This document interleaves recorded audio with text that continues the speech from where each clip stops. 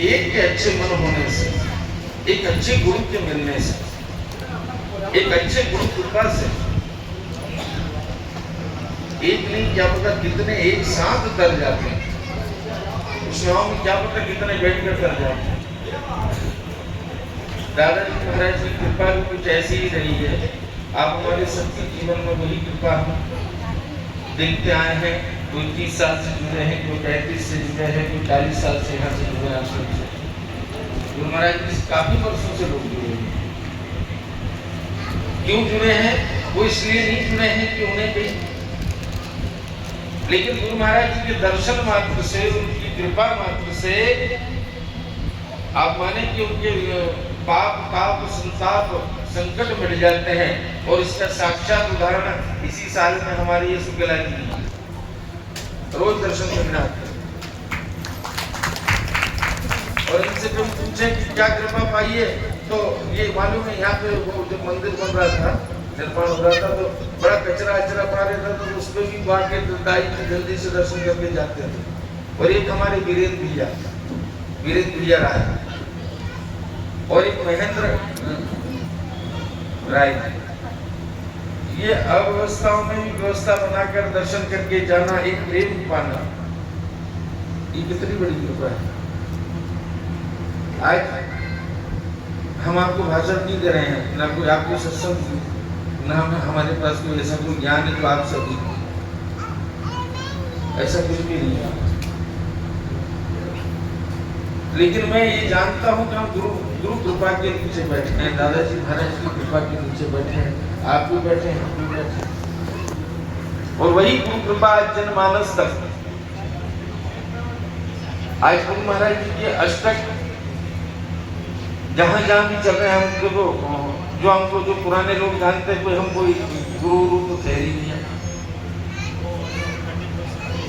हम एक अच्छे ब्राह्मण थे, लेकिन हमारे पूज्य पिताजी ने गुरु शरण पाई, एक सच्चे समर्थ गुरु की शरण पाई और लगनशील होकर अपने गुरु की सेवा की। फलस्वरूप उन्होंने क्या पाया? फलस्वरूप उन्होंने वो पाया है, उन्होंने पूरी अवध पूरी पाई। राम जी को पाइए, आप हम सबको जो गुमराह लोग हैं उनको राह पर लाकर आज हमने इस योग्य बना दिया कि हम गुरु महाराज जी की लीलाओं का वर्णन कर सकते, उनकी महिमाओं का वर्णन कर सकते। इसमें काफी लोग उनके जीवन में सहयोगी भी रहे हैं, जो दादाजी ने, गुरु महाराज जी ने जिनको भी प्रेरणा दी, सभी ने अपना अपना, सभी भक्त ने, ऐसा एक व्यक्तिगत नहीं है कोई यहाँ, सभी अपना अपना प्रेम या किसी न किसी रूप में यहाँ परोसते आए हैं।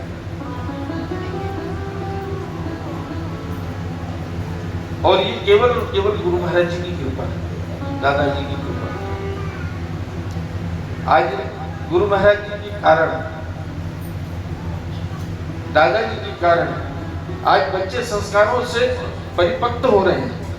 घर में अष्टक का पाठ करते हैं, हनुमान चालीसा का पाठ करते हैं, सुबह उठते तो माता पिता को प्रणाम करते हैं, संध्या वंदन करते हैं। ये गुरु परिवार का एक, तो इससे एक व्यक्ति के समर्पण से आप हम कितने परिवार सुधर गए, सोचा है?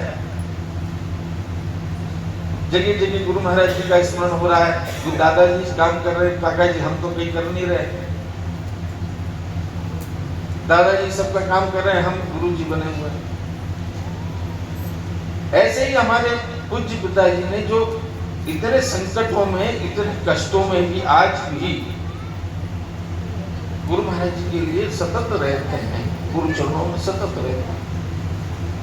और फलस्वरूप यह है कि आज हम आप भगवान का सुमरण कर पा रहे हैं। और एक दादाजी परिवार की माला बन गई है, वो परिवार बन गया है जिसमें एक दूसरे के लिए व्यक्ति खड़ा रहता है।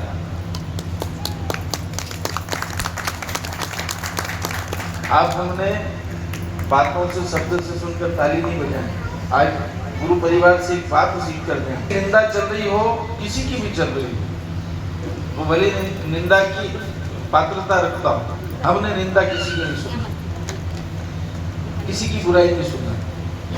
दूसरा, कभी हमारा गुरु भाई हमारे गुरु परिवार से जुड़ा है और कभी बाय चांस उसने आपको फोन लगाया, बाय चांस उसने आपको कोई फोन लगाया, किसी काम से लगाया या हमें पता हुआ, तो आप हमारा सबका दायित्व है उस सबके लिए खड़े रहे, उस व्यक्ति के लिए।